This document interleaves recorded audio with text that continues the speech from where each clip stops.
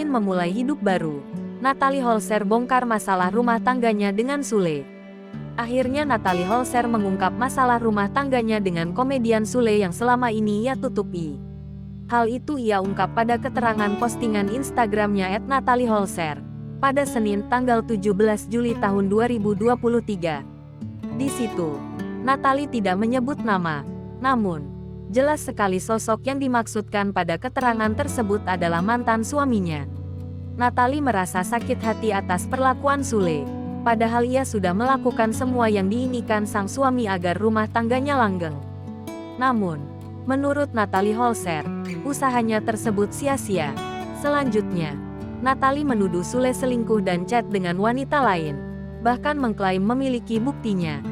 Tak hanya itu saja, Natalie juga dicurigai selingkuh oleh Sule, bahkan sampai dicurigai anak yang dikandung Natalie bukan darah daging Sule.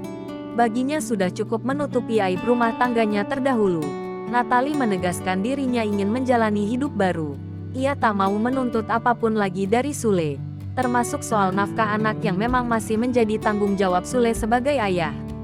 Bahkan ia mempersilakan Sule mengambil semua harta yang pernah diberikannya kepada Natalie. Diberitakan sebelumnya, Natalie Holzer menyebut uang bulanan dari Sule yang berjumlah 25 juta rupiah sangatlah kecil. Pasalnya menurut Natalie Holzer, selama ini Azam selalu memakai barang-barang branded dengan harga yang fantastis. Hal ini seperti yang ditulis Natalie Holzer saat membalas komentar dari salah satu akun.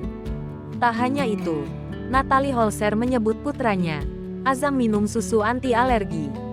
Komentar Natalie Holzer itu pun direpost oleh akun gosip Instagram seperti @lambe__danu pada Kamis tanggal 13 Juli tahun 2023 dan langsung dibanjiri komentar netizen. Netizen pun ramai meminta Natalie Holzer bersyukur bahkan introspeksi diri.